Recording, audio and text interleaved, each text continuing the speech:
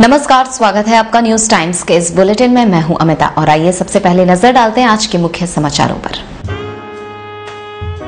लोक आस्था के महापर्व छठ पर पहला अर्घ सोमवार को सारी तैयारियां पूरी। छठ व्रतधारियों ने ग्रहण किया खरना का प्रसाद।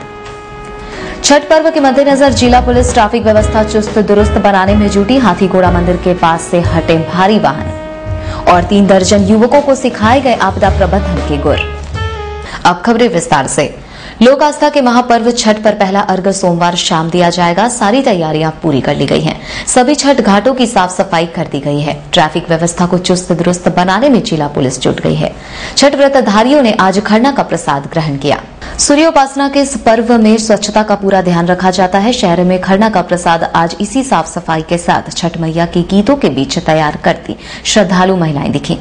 छठ पर्व को लेकर जमशेदपुर के बाजार विभिन्न प्रकार के फलों और पूजा सामग्रियों से पटे पड़े हैं। हालांकि महंगाई का असर छठ पर्व में दिख रहा है। फलों और पूजा सामग्रियों को खरीदने के लिए बाजारों में पूरे दिन भीड़ लगी रही।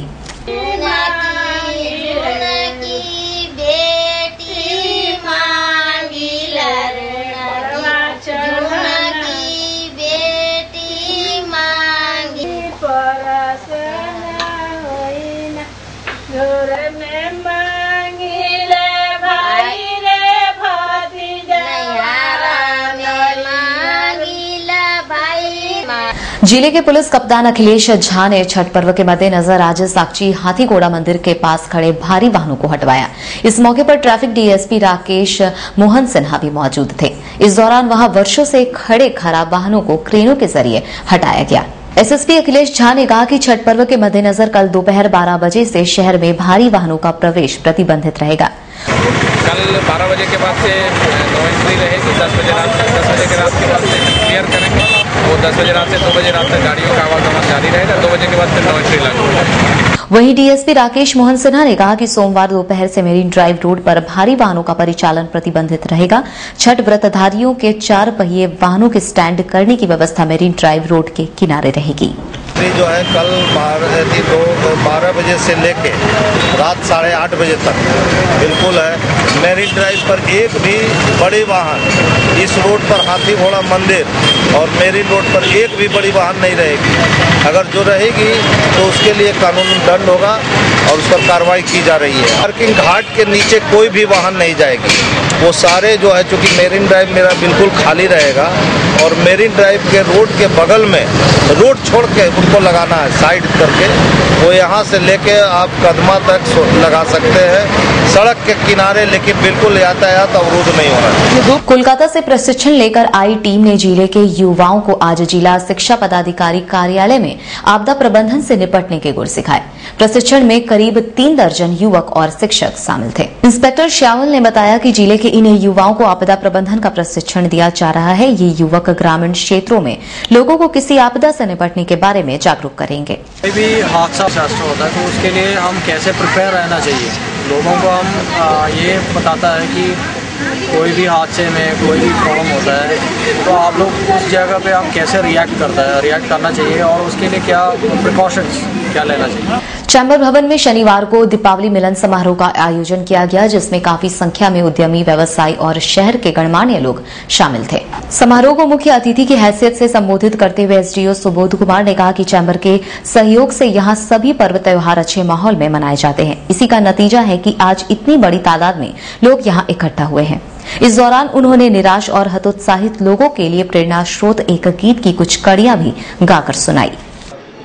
चैम्बर से जुड़े हुए लोगों के सहयोग से और जमशेदपुर के तमाम ऐसे सामाजिक संगठन और यहाँ के नागरिकों के बलबूते, उनके सहयोग से यहाँ पे विभिन्न प्रकार के जो त्योहार हैं वो बहुत ही हर्षोल्लास और मंगलमय वातावरण में हम लोगों ने पिछले समय में त्योहारों को मनाया है, बिताया है। इसमें निश्चित रूप से आप सबका अहम योगदान है, जो कि निश्चित रूप से ये प्रेरणा देता है कि जीवन किस तरह का है और कठिनाइयां हमारे सामने होती हैं, निराशा हमारे सामने आती है, लेकिन हमें निराश नहीं होना चाहिए और लगातार हमें संघर्ष करना चाहिए। एक अंधेरा लाख सितारा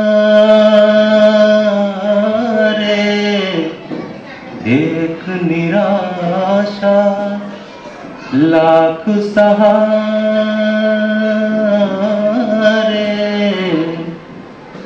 सबसे बड़ी सौगात है जीवन, नादां है जो जीवन से हारे। साक्षी स्थित अग्रसेन भवन में कलश यात्रा के साथ ही सप्ताहव्यापी श्रीमद् भागवत कथा आज शुरू हुई। श्याम सखी परिवार की ओर से आयोजित श्रीमद् भागवत कथा 24 नवंबर तक चलेगी। इससे पूर्व ठाकुरबाड़ी मंदिर से अग्रसेन भवन तक कलश यात्रा निकाली गई, जिसमें काफी संख्या में महिला श्रद्धालु शामिल थी। अशोक कुमार खंडेलवाल ने कहा कि वृंदावन के आचार्य श्री राजेंद्र जी महाराज 24 नवंबर तक श्रीमद् भागवत पर अपना प्रवचन देंगे। यह कार्यक्रम प्रतिदिन दोपहर 2 बजे से शाम 6 बजे तक चलेगा। हम लोगों ने यहाँ पर भागवत कथा का आयोजन कर रहे हैं। भागवत कथा 18 नवंबर से लेकर 24 नवंबर तक होगी। यह आयोजन रोज दोपहर 2:30 बजे से 6:30 बजे तक यहाँ पर होगा। आप सभी सपरिवार इस आयोजन में आए, आकर कथा का लाभ उठाएं। कथा हमारे वृंदावन से पधारे हुए गुरुजी श्री राजेंद्र जी महाराज के मुखाबिंद से होगा। वहीं दूसरी ओर आज कदमा गणेश पूजा मैदान में झारखंड श्रीवारी सेवा दल की ओर से श्री सत्यनारायण का पूजा का आयोजन किया गया, जिसमें काफी संख्या में भक्तगण शामिल हुए। सेवा संस्था जो है श्रीवार सेवा झारखंड सेवा समिति के द्वारा ये हो रहा है।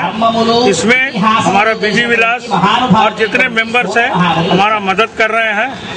और ये पूजा करीब 200-250 लोग मैंने हर साल पूजा करते, इस साल भी 200-250 लोग पूजा कर रहे हैं। सामाजिक संस्था JSS ने आज MGM अस्पताल के मरीजों में फलों का वितरण किया। मोहम्मद मुख्तार ने बताया कि यहाँ के मरीजों के लिए भोजन आदि की व्यवस्था तो है, लेकिन गुणवत्ता युक्त भोजन इन्हें नहीं मिलता। इसी को ध्यान में रखते हुए यहाँ के मरीजों में फल बांटे जा रहे हैं। जो है खाने पीने का इंतजाम तो है, लेकिन जो साफ सफाई होना चाहिए, जिस तरीके का खाना होना चाहिए कि इंसान को खाने के लिए, खाना तो है लेकिन वो क्वालिटी उसके अंदर नज़र नहीं आ रहा है। तो उस चीज़ को हम लोग ने देखते हुए जो है हम लोग ने सोचा कि भाई चलो लोगों का कैसे मदद किया जाए। तो हम लोग ने उससे सूरत में जाके जो हम लोग ने फल और बिस्किट और जिस तरीके का हम लोग को इंतजाम कर सकते थे वो हम लोग ने किया।